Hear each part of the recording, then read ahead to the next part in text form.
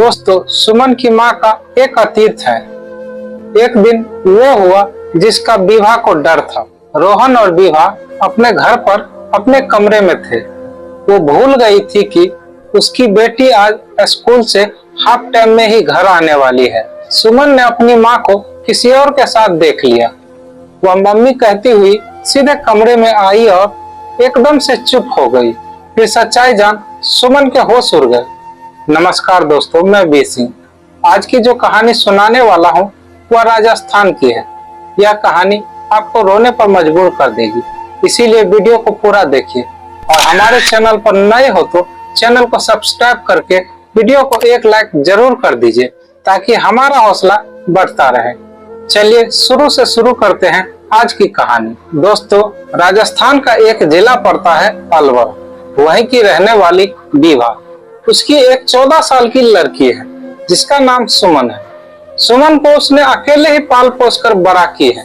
सुमन और विभा की एक छोटी सी दुनिया है, लेकिन विभा की जिंदगी में बहुत ऐसी बातें हैं जो उसने सुमन से छुपाई। दोस्तों, सुमन अपना स्कूल जाती है और विभा एक छोटा सा पार्लर चलाती है।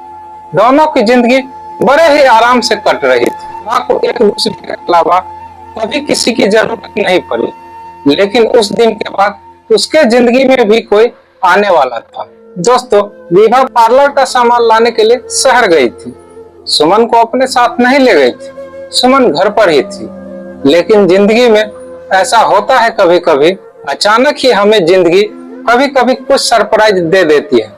विभा के सामने रोहन खड़ा था। एकदम अचानक ही विभा के सामने वो आ गया। रोहन के लिए भी शायद ऐसा ही था। वो दोनों एक दूसरे को देखकर चुप हो गए। इतने सालों के बाद जो मिले थे और कहने के लिए कुछ भी नहीं था। रोहन वो था जिससे विभा कभी शादी करना चाहती थी। वो दोनों एक दूसरे से कभी प्यार किया करते थे, लेकिन उसकी किस्मत की वजह से दोनों साथ नहीं रह पाए। दोस्तों, रोहन भी इसी शहर में आ गया था। उसने विभा से कहा कि वह उसे बहुत ढूंढा, लेकिन विभा अपना नंबर बार बार बदल लेती थी। इस कारण से रोहन उससे कभी मिल नहीं पाया। रोहन आज भी विभा से प्यार करता था। विभा को रोहन की आंखों में साफ दिखाई दे रहा था। उसने कहा कि वह उससे आज भी शादी करना चाहता और विभा की बच्ची को भी अपना लेना चाहता था, लेकिन विभा कुछ नहीं जवाब देती। विभा जाने लगी तो रोहन ने बहुत कहा कि मैं अपना नंबर दे दूं, और विभा इस बात के लिए बिल्कुल भी मना नहीं कर पाई। विभा की जिंदगी में रोहन इस तरह से वापस आएगा, विभा को बिल्कुल भी अंदाजा नहीं था। बस फिर उन लोगों का मिलना शुरू हो गया। मिलते और बातें करते रोहन विभा के घर भी जाने लगा। विभा ने सोचा था कि रोहन को घर पर कभी नहीं लाओ, क्योंकि घर पर उसकी बेटी सुमन थी और विभा कभी नहीं चाहती थी कि सुमन उसे देखे। रोहन ने कई बार विभा से कहा कि वह उसके जिंदगी का हिस्सा फिर से बनना चाहता है, लेकिन विभा ने सुमन के लिए हर बार मना ही करती रही। फिर एक दिन वो हुआ जिसका विभा को डर था। सुमन और विभा घर पर थे। विभा भूल गई थी कि आज सुमन स्कूल से हाफ टाइम में ही घर आने वाली है। रोहन और विभा अपनी पुरानी बातों में खोए हुए थे।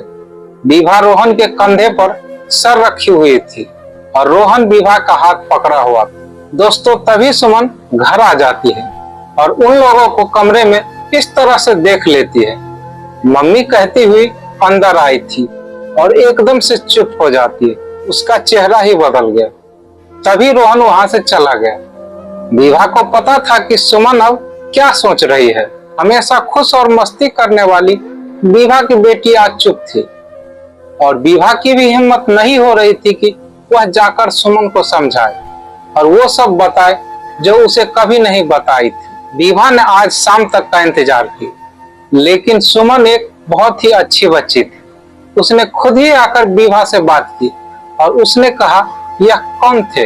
अगर आप मुझसे बात करना चाहती हैं तो कर सकती हैं। सुमन ने फिर अपनी माँ से पूछा, आपने जो आज तक मुझसे कहा सब मैंने माना। मुझे ऐसा लगता था आप मुझसे कुछ नहीं छुपाती है, हर वक्त सच बताती है। मैं चाहती हूँ कि आप मुझे इस बारे में भी बताएं। आप अपना फैसला ले सकती हैं। अगर आप दूसरी शादी करना चाहती हैं तो कर सकती हैं। उन दोनों की यह बात चल ही रही थी कि रोहन फिर वहां आ गया। इस बार विभा ने कहा कि तुम यहाँ फिर क्यों आ गए? रोहन ने कहा, मैं नहीं चाहता कि मेरी वजह से तुम्हारी बच्ची तुम्हें गलत समझे, इसीलिए आज मुझे मत रोको। आज एकदम सही समय है कि सुमन भी सब कुछ जान ले।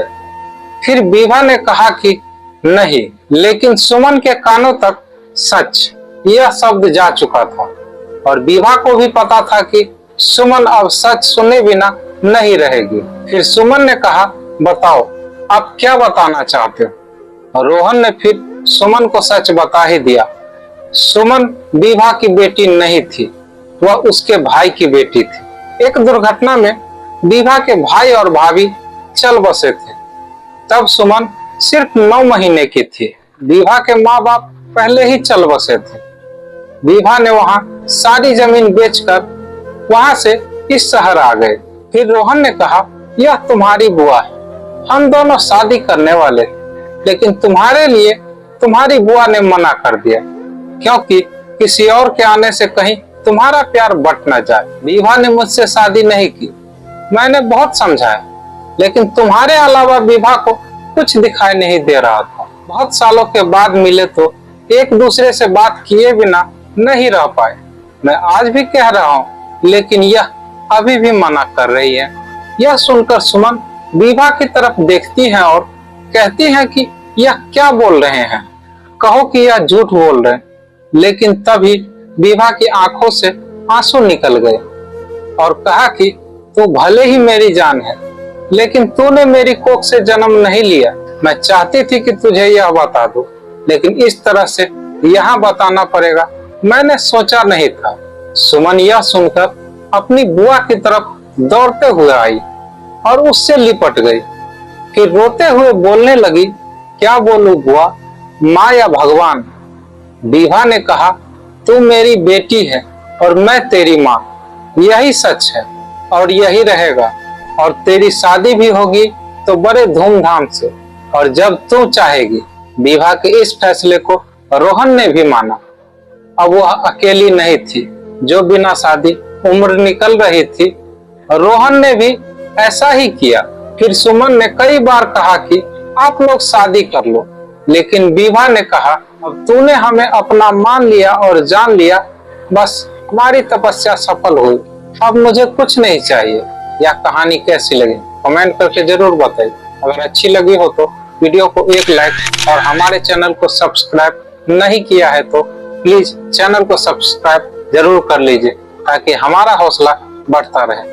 वीडियो पूरा देखने के लिए दिल से बहुत बहुत धन्यवाद।